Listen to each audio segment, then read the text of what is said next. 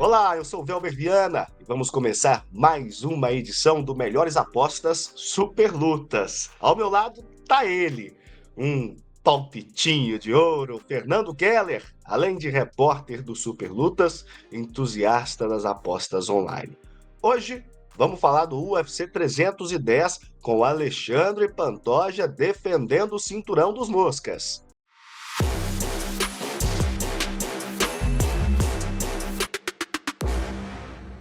O Melhores Apostas Super Lutas fala em nome da Stake, que hoje tem uma promoção bem legal para você, já que nós vamos falar de UFC 310. Se liga nessa promoção, ó. Se você apostar em qualquer lutador do card principal, são 5 lutas no card principal, se o lutador que você apostar ganhar no primeiro round, seu lucro é dobrado, tá? É bom, não é?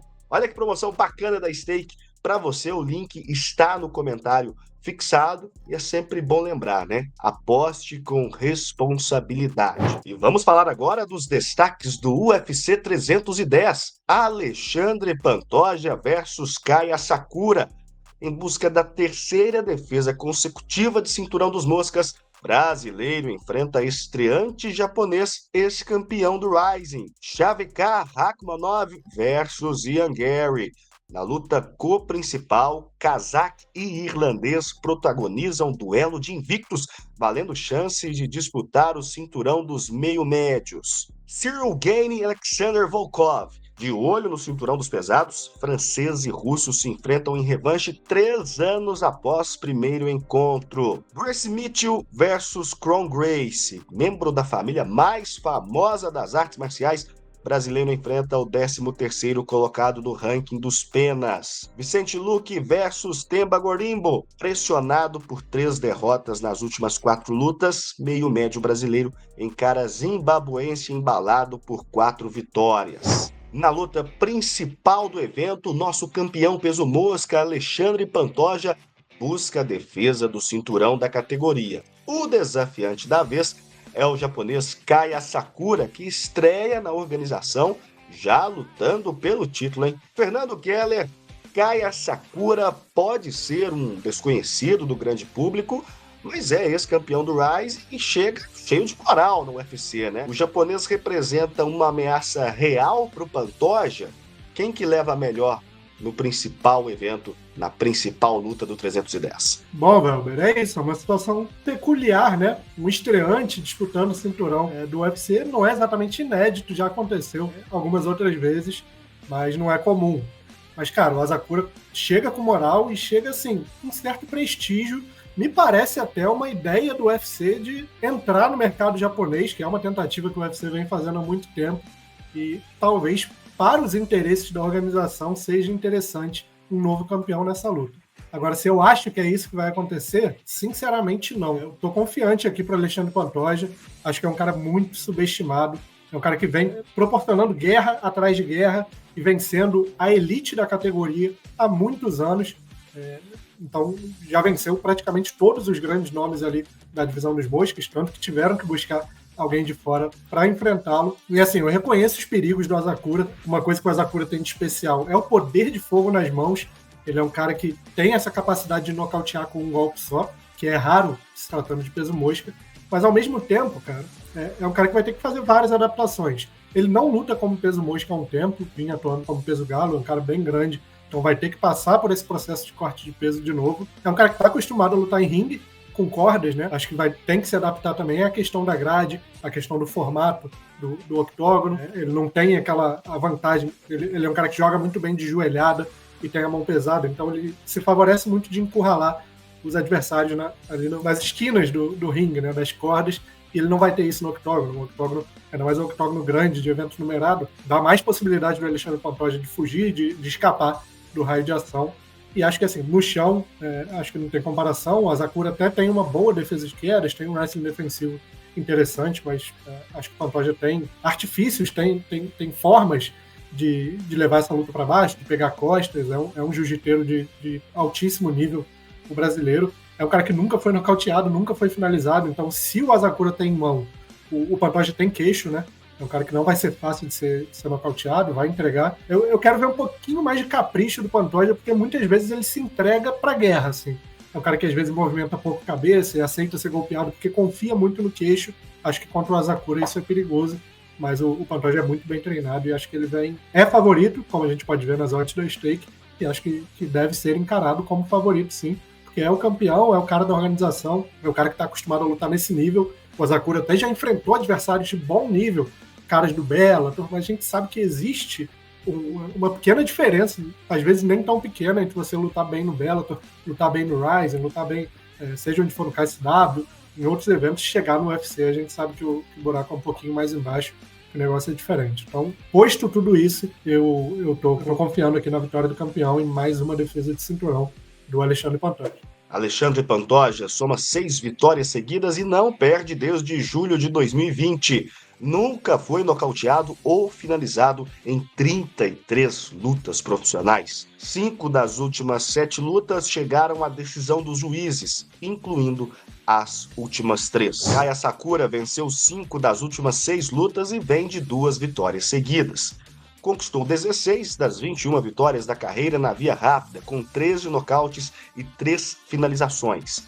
Ele foi nocauteado em 3 das 4 derrotas da carreira, mas nunca foi finalizado. Escalado para disputar o cinturão dos meio-médios, Shavkat Rakhmonov viu o campeão Belal Muhammad se lesionar, adiando sua oportunidade de lutar pelo título da categoria. Em vez disso, o cazaque terá pela frente o irlandês Ian Garry em um duelo de atletas invictos na carreira.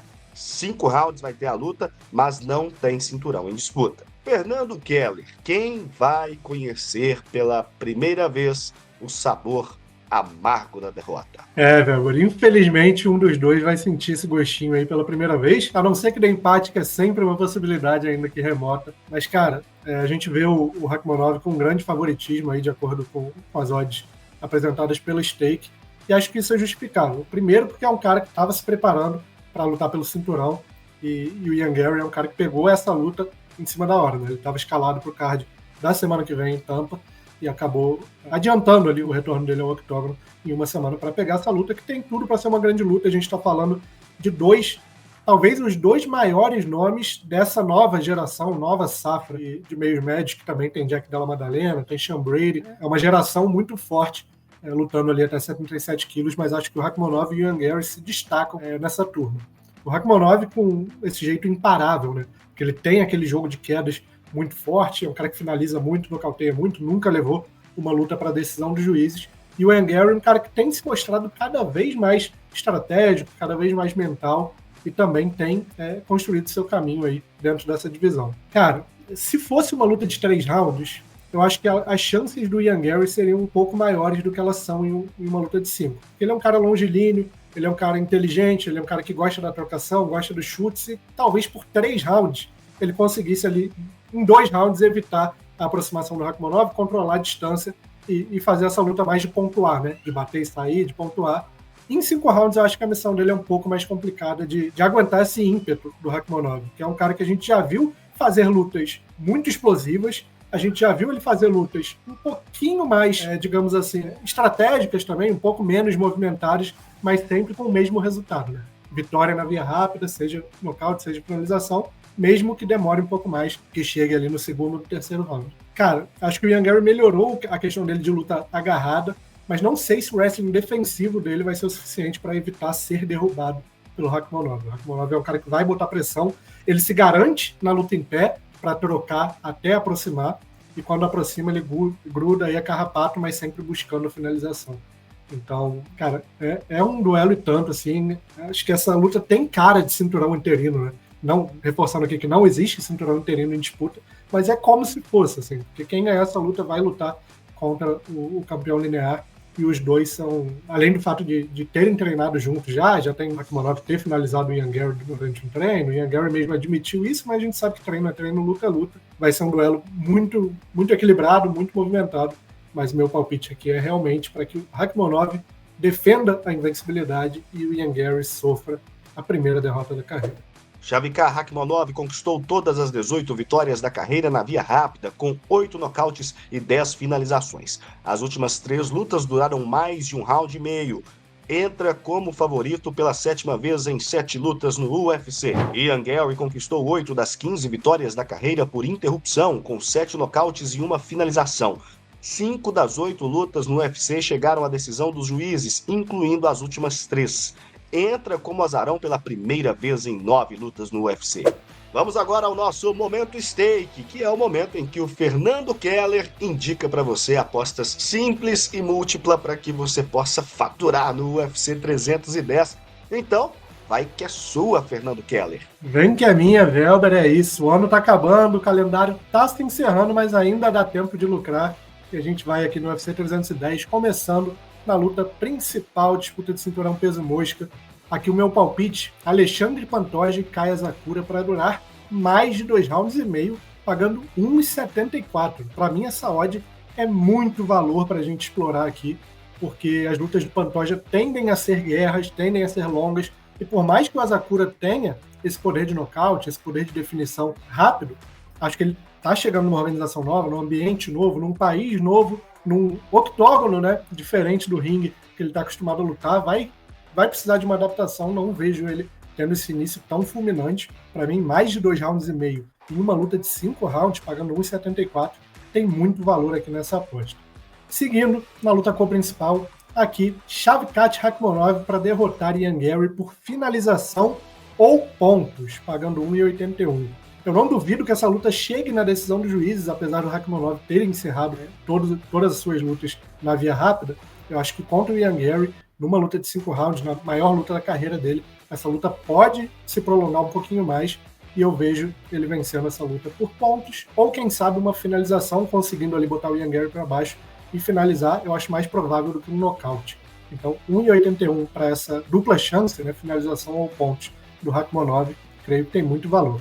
E agora, o ano está acabando, chegou a hora da gente dar uma ousada aqui também, né? E a minha ousadia aqui vai ser apostar na vitória de Alexander Volkov contra Ciryl Gane, pagando 3,85, é quase 4-1. Para mim é muito... Essa diferença de odds é muito maior do que a diferença do que os dois têm apresentado dentro do octógono. Os dois já se enfrentaram mais de 3 anos atrás, numa luta chata, que o Ciryl Gane venceu uma decisão, mas não foi tão disparado assim, ele controlou a luta, mas acho que de lá para cá o Volkov tem apresentado uma curva de evolução maior do que o Ciryl Gane.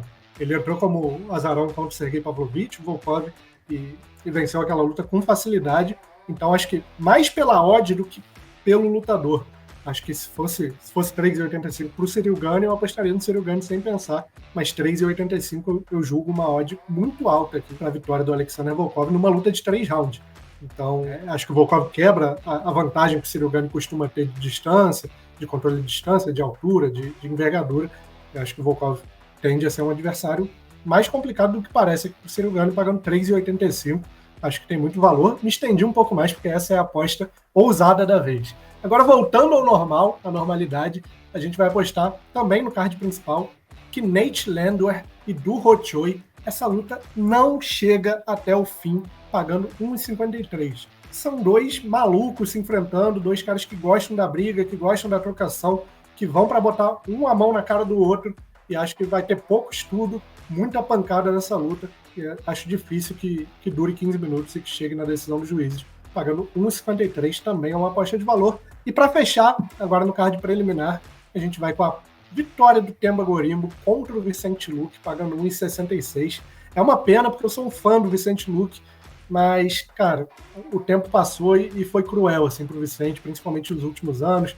Teve aquela questão lá da hemorragia cerebral, voltou muito devagar, numa rotação completamente diferente. Até estranho ver o Vicente Luque comparando com o assassino silencioso, aquele cara que ia sempre atrás do nocaute. Acho que ele está em outro ritmo. Estava se preparando para enfrentar o Nick Diaz, que, com todo respeito, é um adversário que exigiria muito pouco dele, e vai pegar um cara em ascensão, que eu não acho que vai ser campeão, vai brigar para ser campeão, vai estar disputando na elite da categoria, mas acho que é um cara que vai entrar numa rotação maior do que a do Vicente nesse card do UFC 310.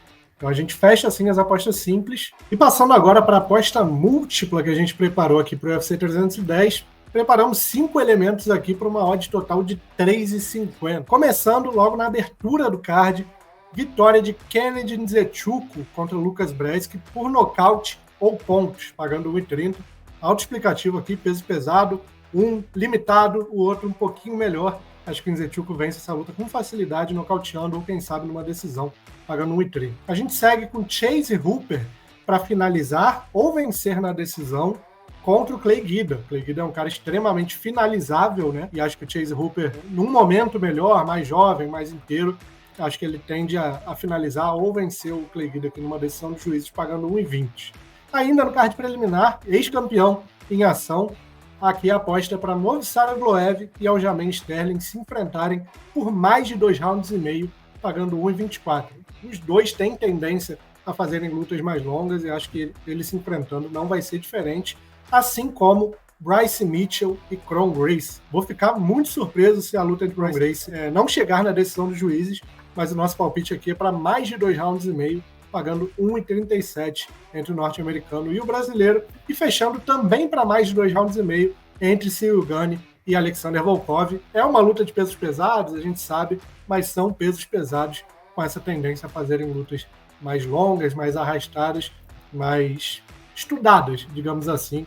Acho que Ciryl Gane e Alexander Volkov também dura mais de 2 rounds e meio, pagando 1,32 e multiplicando, como eu falei, a gente tem uma odd total de 3,50 e dá para bater, hein? Dá para bater, acho que tem potencial nessa aposta múltipla. Vamos ficar na torcida, mas sempre com responsabilidade. É isso, Fernando. Pessoal, antes de encerrarmos, pedimos a participação de vocês aqui nos comentários, viu? A gente faz juntos aqui é para todo mundo. Escreve lá se você concorda com os nossos palpites, se você discorda, fique à vontade. O link da Stake está no comentário fixado, viu? E lembre-se sempre, aposte com responsabilidade.